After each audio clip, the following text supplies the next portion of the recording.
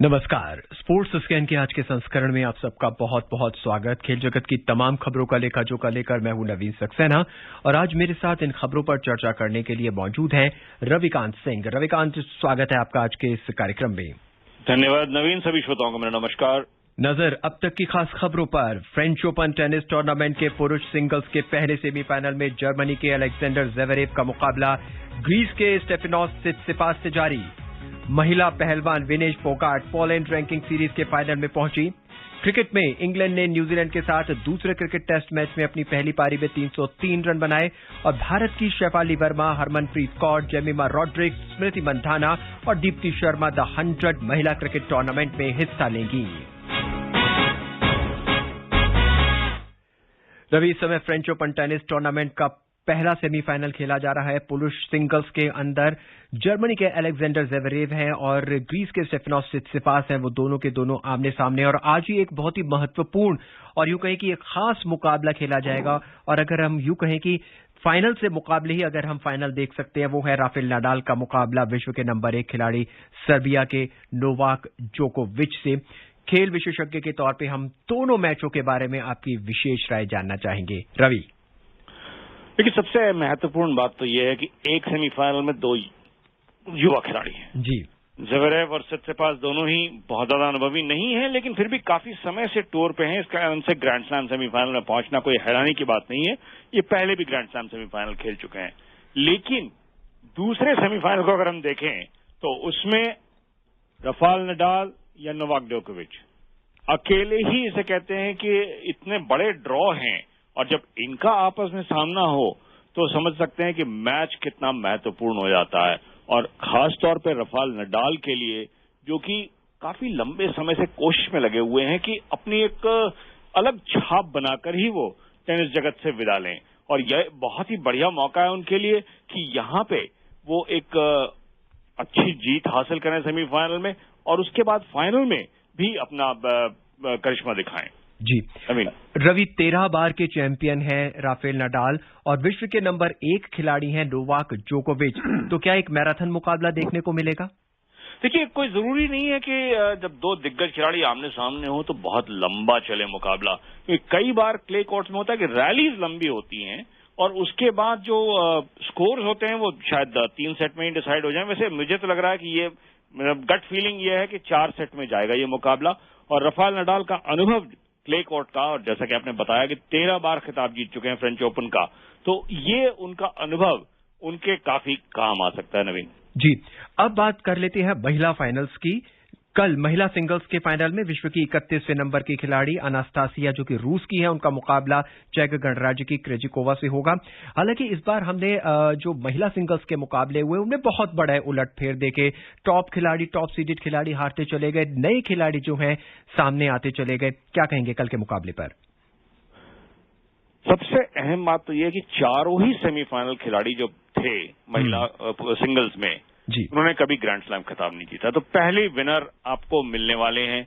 और जो दो खिलाड़ी पहुंची हैं फाइनल्स में, जाहिर है कि उन्होंने खासी मशक्कत की है, क्योंकि 128 खिलाड़ियों का ड्रॉ से आपको अंतिम 2 तक पहुंचना वो अपने आप में बहुत बड़ी कामयाबी होती है। और ग्रैंड स्लैम का फाइनल एक बहुत बड़ा स्टेज है। अब यहां पे देखना है कि स्टेज फ्राइट तो नहीं होता किसी को। रवि, एक बहुत संक्षेप में टिप्पणी, विलियम्स सिस्टर्स के बारे में क्या कहेंगे? अब क्या उन्हें संन्यास ले लेना चाहिए?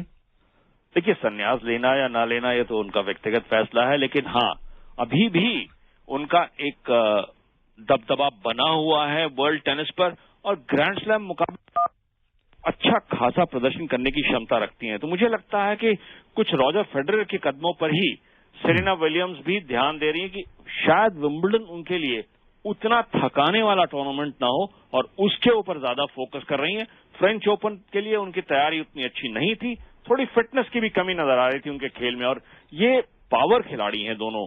तो इस कारण से अब जब आपकी उम्र बढ़ने लगती है तो पावर और स्टैमिना दोनों में अच्छी खासी गिरावट आने लगती है।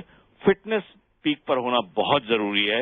यही देखना पड़ेगा कि अब वो कितना, शायद 1 साल और हम उन्हें देख पाएंगे टेनिस सर्किट पर। नवीन जी रवि, हालांकि इस समय जो फाइनल मुकाबला कल खेला जाएगा अनास्तासिया के बीच और क्रिजिकोवा के बीच खेला जाएगा, लेकिन एक खिलाड़ी का नाम मैं यहाँ पे विशेष तौर पे लेना चाहूंगा। मैं बात करना चाहूंगा गाफ की, जो कि ग्राफ जिसे कहते हैं या फिर गाफ के नाम से मशहूर है। उनके बारे में उन्होंने बहुत अच्छा खेल का प्रदर्शन किया। रवि, बहुत जरूरी होता है कि नए खिलाड़ी उभर कर आए, तभी किसी खेल में ना एक जैसे लगते हैं दर्शकों की रुचि बनी रहती है। अगर एक या दो ही खिलाड़ी हमेशा डोमिनेट करते रहेंगे तो मुश्किल बनी रहती है, लेकिन युवा खिलाड़ी जब उभर कर आते रहते हैं तो जाहिर है कि एक नयापन रहता है खेल में और नए खिलाड़ियों को देखने की उत्सुकता रहती है लोगों में, और इसी कारण से खेल की लोकप्रियता को भी काफी ज्यादा बढ़ावा मिलता है। और रवि, अगर हम इस पूरे फ्रेंच ओपन को सम अप करें तो कहना होगा कि कोरोना काल में एक बहुत ही सक्सेसफुल टूर्नामेंट रहा। हालांकि दर्शकों की एंट्री नहीं थी, लेकिन फिर भी ये बहुत ही सक्सेसफुल खिलाड़ियों के हिसाब से भी और दर्शकों के हिसाब से भी और आयोजकों के हिसाब से भी। रवि, यह बहुत बड़ी कामयाबी है कि फ्रेंच ओपन जैसा टूर्नामेंट आपको ऑर्गेनाइज करने का मौका मिला बिना किसी परेशानी के, और 2 हफ्ते तक चलने वाला यह टूर्नामेंट अपने आप में एक बहुत बड़ी चुनौती होती है। दर्शकों के बिना खेलना वो भी एक चुनौती है, खिलाड़ियों के लिए ज्यादा, आयोजकों के लिए कम, लेकिन खिलाड़ियों के लिए अपने आप को मोटिवेट करना एक खाली स्टेडियम में, और वो भी क्ले कोर्ट पर, जबकि मैचेस लंबे चलते हैं, वो दिखाता है कि खिलाड़ियों में कितना जैसे कहते हैं जोश है कि वो परफॉर्म करें। जी, और रवि, क्या हम इसे विंबलडन की तैयारियों से पहले का मैच कह सकते हैं, पहला ग्रैंड स्लैम कह सकते हैं? देखिए, फ्रेंच ओपन ट्रेडिशनली विंबलडन से हमेशा 3-4 हफ्ते के पहले खेला जाता है, तो ये एक इसे कहते हैं मापदंड हम कभी नहीं मानते, क्योंकि ये क्ले कोर्ट और ग्रास दोनों के खेलने की शैली, दोनों पर जिस तरह के स्ट्रोक्स की जरूरत होती है, आप यहाँ पे बेस लाइन प्ले ज्यादा देखेंगे, लंबी रैलीज देखेंगे। ग्रास कोर्ट पे आप सर्व एंड वॉली और वहां पे अटैकिंग टेनिस ज्यादा देखने को मिलती है, रैलीज उतने लंबे नहीं होती हैं, तो खेल की शैली बिल्कुल अलग है। और यही कारण है कि कभी भी आप बहुत कम ऐसे खिलाड़ी होते हैं जो कि फ्रेंच ओपन जीतने के बाद विंबलडन पर भी अपना दबदबा बना सकें। चलिए कुछ ही खिलाड़ी हैं। रवि, यहाँ पे चलते चलते फ्रेंच ओपन की बात हमसे पहले खत्म करें। एक सवाल मैं और पूछना चाहूंगा कि जब नडाल और जोकोविच के बीच मैच खेला जाएगा तो उसमें जोकोविच की तेज तर्रार सर्विस हावी रहेंगी, जिसमें वो एस के लिए मशहूर है, एस शॉट के लिए मशहूर है, या फिर नडाल के पूरे कोर्ट को जो कवर करते हैं वो ज्यादा देखा जाएगा? रवि, देखिए, जोकोविच डिपेंड करते हैं अपनी तेज सर्विस पर, लेकिन यहाँ क्ले कोर्ट पे उतना फायदा नहीं मिलेगा जितना कि आपको हार्ड कोर्ट या ग्रास पे मिल सकता है, क्योंकि बॉल टप्पा खाने के बाद थोड़ी धीमी जरूर हो जाती है क्ले पर, और नडाल जितने बढ़िया रिसीव करते हैं सर्विस, बहुत मुश्किल होगा जोकोविच को एसेस लगाना। लेकिन हाँ, सर्विस वो वाइड करके और आउट ऑफ पोजीशन करने की कोशिश करेंगे नडाल को, और यही स्ट्रैटेजी होनी चाहिए उनके, ताकि थका पाए वो राफेल नडाल को। तो ये थी फ्रेंच ओलंपिक की बातें। हालांकि कल और परसों 2 दिन बहुत ही शानदार रहेंगे खेल प्रेमियों के लिए, और विशेषकर जो टेनिस के खेल प्रेमियों। और अब बात ओलंपिक की। ओलंपिक खेलों में अब कुछ ही दिन शेष हैं और सभी खिलाड़ी खेलों के इस महाकुंभ में अपना बेहतरीन प्रदर्शन करने के लिए तैयारियों में जुटे हैं। ओलंपिक में भाग लेने वाले खिलाड़ियों पर स्पोर्ट्स स्कैन ने एक श्रृंखला शुरू की है। इसमें आज हम बात करेंगे 65 किलोग्राम वर्ग में विश्व के नंबर 1 पहलवान बजरंग पुनिया की।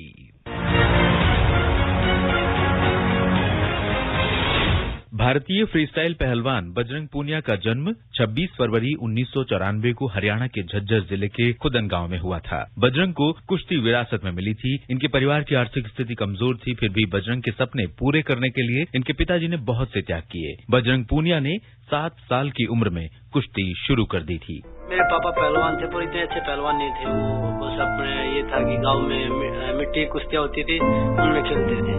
बड़ा भाई जाता था, मैं उसके साथ खेलने के लिए जाता था। पहलवानी का शौक और इस खेल में कुछ कर गुजरने का जज्बा बजरंग पूनिया को सोनीपत ले आया, और फिर अपने खेल के शुरुआती दिनों में उन्होंने भारतीय खेल प्राधिकरण SAI के क्षेत्रीय केंद्र में सोनीपत प्रशिक्षण लिया। 2005 में जब मेरा साई में सिलेक्शन हुआ था, मैं वहाँ पे 2.5-3 साल रहा, वहाँ ट्रेनिंग करी मैंने, स्कूल नेशनल में मेडल जीता मैंने।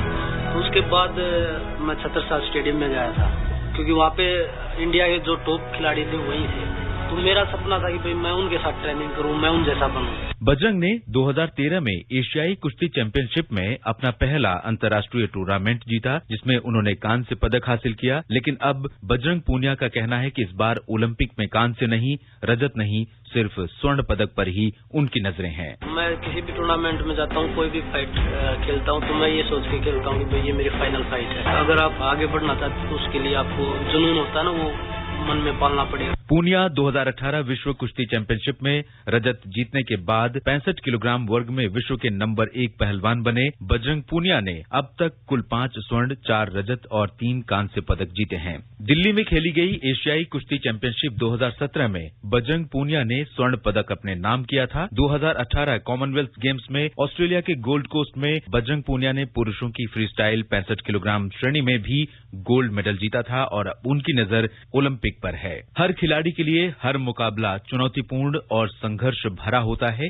और पूनिया ने भी कभी हार नहीं मानी। ओलंपिक में पदक लाना हर खिलाड़ी का सपना है और सालों की मेहनत को पदक में बदलना ही हर खिलाड़ी की ख्वाहिश होती है। मैं अपनी तरफ से बेस्ट करने की कोशिश करता हूँ। मेरा भी यही सपना है कि मैं देश के लिए ओलंपिक मेडल जीतूं। भारतीय खेल प्राधिकरण की ओर से दी जा रही सुविधाओं के बारे में बजरंग ने कहा, भारतीय खेल प्राधिकरण की तरफ से भी और टॉप्स की तरफ से भी पूरी सुविधाएं मिल रही हैं जो एक खिलाड़ी को होनी चाहिए। आप ट्रेनिंग करो और देश के लिए मेडल जीतो। 130 करोड़ से ज्यादा भारतीयों की उम्मीदें अब बजरंग पूनिया पर टिकी हुई हैं, जब वो ओलंपिक 2020 में अपना सर्वश्रेष्ठ प्रदर्शन करेंगे और विश्व पटल पर भारत का नाम स्वर्णिम अक्षरों में अंकित करवाएंगे।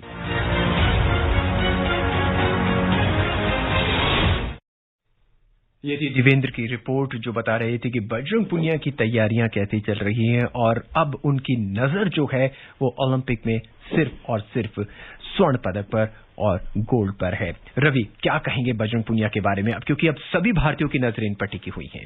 यह बहुत ही अहम पहलवान हैं और 65 किलोग्राम कैटेगरी जो है वो सबसे मुश्किल कैटेगरीज में से गिनी जाती है, क्योंकि ये वो एक इसे कहते हैं कि एक एवरेज वेट कैटेगरी है जिसमें कि काफी ज्यादा एंट्रीज होती हैं और क्वालिफाई करना अपने आप में एक बहुत बड़ी मशक्कत की बात है। क्वालिफाई किया बहुत आराम से वर्ल्ड चैंपियनशिप में मेडल जीतकर, तो ये दिखा रहा है कि बजरंग पूनिया टॉप रेसलर्स में से अभी गिने जाते हैं दुनिया के, और जाहिर है कि उनका ये आत्मविश्वास है कि वो स्वर्ण के लिए जाएंगे ओलंपिक गेम्स में, और यही आत्मविश्वास उन्हें ले भी ला सकता है पहला स्वर्ण पदक कुश्ती के मैट से। रवि, चुनौती कड़ी होगी क्योंकि ओलंपिक में 65 किलोग्राम वर्ग में अपने आप में ही बहुत ही शानदार पहलवानों को हम लगातार देखते आए हैं, लेकिन जिस तरह से बजरंग पूनिया पिछले 4 साल से तैयारियों में जुटे हैं, जो मेडल उन्होंने अपनी झोली में लेके डाले हुए हैं, उनसे कहीं ना कहीं ऐसा लगता है कि शायद इस बार स्वर्ण पदक यानी सुनहरा पदक जो है भारत के पास दिखे। देखिए, कुश्ती एक ऐसा खेल है जहां पे काफी कुछ निर्भर होता है ड्रॉ के ऊपर, लेकिन चूंकि वर्ल्ड रैंकिंग में हाई हैं तो इस कारण से इन्हें उतनी मुश्किल ना हो पहले 2 राउंड्स में, लेकिन उसके बाद आपको तैयार रहना है टॉप 8 में से किसी भी पहलवान से भिड़ने के लिए, और वहीं से जो कहते हैं कि सही मायने में जो परीक्षा होती है वो शुरू होती है, क्योंकि उसके बाद आपको हर बाउट में भिड़ना है एक दुनिया के दिग्गज से, जो कि अपने आप में एक बहुत बड़ी चुनौती होती है, और प्लस ओलंपिक गेम्स का प्रेशर वो अलग। तो ये दिखा रहा है कि कितना मुश्किल है और ओलंपिक गेम्स में, लेकिन पहले बजरंग पूनिया कर चुके हैं वर्ल्ड चैंपियनशिप में, इस कारण से उम्मीद है कि टोक्यो में भी ये कर दिखाएंगे। वहीं महिलाओं में भारतीय पहलवान विनेश फोगाट 53 किलोग्राम वर्ग में पोलैंड रैंकिंग सीरीज के फाइनल में पहुंच गई हैं। इस मुकाबले में फोगाट ने 2019 के विश्व चैंपियनशिप की कांस्य पदक विजेता एकातेरिना पोलेश्चुक को 6-2 से पराजित किया।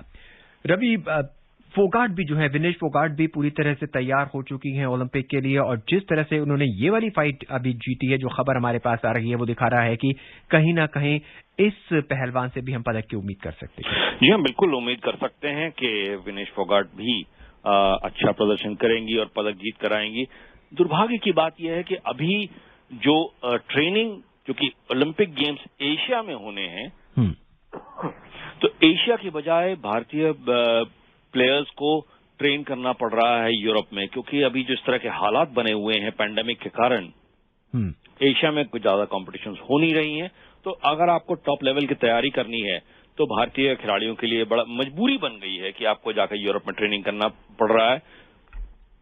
विनेश ने काफी अच्छा प्रदर्शन किया है फाइनल में पहुंचकर, और ये दिखा रहा है कि उनकी भी तैयारी बिल्कुल सही दिशा में बढ़ रही है। जी, और अब ओलंपिक में पदकों की उम्मीद पर एक नजर नीरज चोपड़ा पर भी रहेगी। भारत के नीरज चोपड़ा ने पुर्तगाल में सिडनी डी लिस्बोआ में भाला फेंक प्रतियोगिता में स्वर्ण पदक जीता है। नीरज चोपड़ा ने 83.18 मीटर के थ्रो के साथ ये पदक अपने नाम किया। हालांकि ये उनका सर्वश्रेष्ठ प्रदर्शन नहीं है, उनका जो सर्वश्रेष्ठ प्रदर्शन है वो 28.07 मीटर का है। पुर्तगाल के लिएंड्रो रामोस दूसरे स्थान पर रहे और उन्होंने करीब 72.46 मीटर का थ्रो फेंका था, और फ्रांसिस्को फर्नांडिस जो थे उन्होंने 57.25 मीटर के थ्रो का फेंका था और वो तीसरे स्थान पर रहे थे। रवि, यहां मैं सीधी बात आपसे यही जानना चाहूंगा कि नीरज चोपड़ा ने करीब 83 का जो थ्रो करा और सेकंड पे जो थे वो 72 के दशमलव के आसपास उन्होंने थ्रो फेंका, तो काफी लंबा अंतर था। नहीं, निश्चित रूप से फील्ड उतनी मजबूत नहीं थी जिसे हम वर्ल्ड स्टैंडर्ड फील्ड कहते हैं, लेकिन क्योंकि वर्ल्ड स्टैंडर्ड फील्ड में अगर आप आए तो आपको कम से कम 4 या 5 थ्रोअर्स ऐसे मिलेंगे जो कि 85 पार करेंगे, 85 मीटर। और नीरज चोपड़ा चूंकि 85 मीटर से आगे निकल चुके हैं पहले, तो जाहिर है कंपटीशन का लेवल देखते हुए आप उतना ही फेंकते हैं जितना कि आपको जरूरत है नंबर 1 पे रहने के लिए। 83.18 का उनका जो 83.18 का जो कोशिश है वो उनके छठे थ्रो पर आई थी, लेकिन तब तक उनका स्वर्ण पदक जीतना तय हो चुका था, क्योंकि उससे पहले भी 2 उनकी 80 से ऊपर की थ्रोज थी।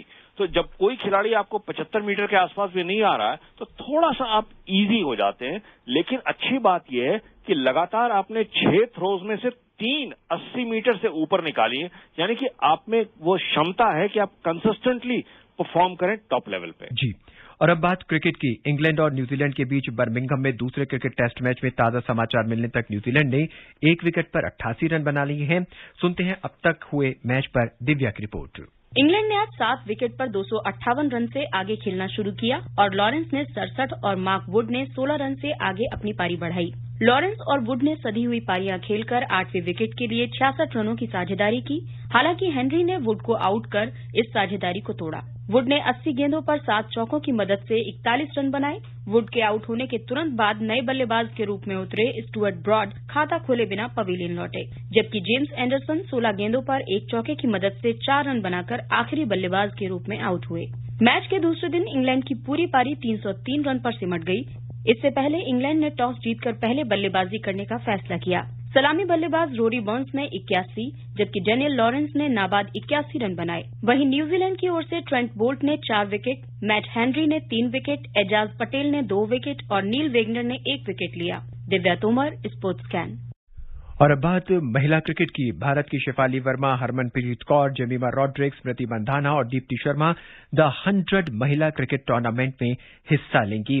रवि, बहुत संक्षेप में हम इस टूर्नामेंट के बारे में आपसे जानना चाहेंगे। 100 कुछ टॉप लेवल क्रिकेटर्स के साथ ही खेली जाती है और बहुत बड़े गौरव की बात है कि भारतीय खिलाड़ियों को उसमें मौका मिल रहा है, खासतौर पे जिस तरह से हरमनप्रीत कौर, शेफाली वर्मा लगातार कंसिस्टेंटली T20 क्रिकेट में परफॉर्म कर रही हैं। उनका चुना जाने में कोई हैरानी की बात नहीं है कि आप उन्हें मौका देना चाहते हैं, क्योंकि टीमें चाहती हैं बेस्ट प्लेयर्स को अट्रैक्ट करना। रवि, वक्त बहुत कम है, चर्चा हम आपसे बहुत करना चाहते थे, लेकिन एक बार फिर हम आपसे जुड़ेंगे। फिलहाल आज के लिए बस इतना ही। आपके साथ जुड़ने के लिए और तमाम खबरों पर हमें अपनी विशेष राय देने के लिए आपका बहुत बहुत धन्यवाद। शुक्रिया।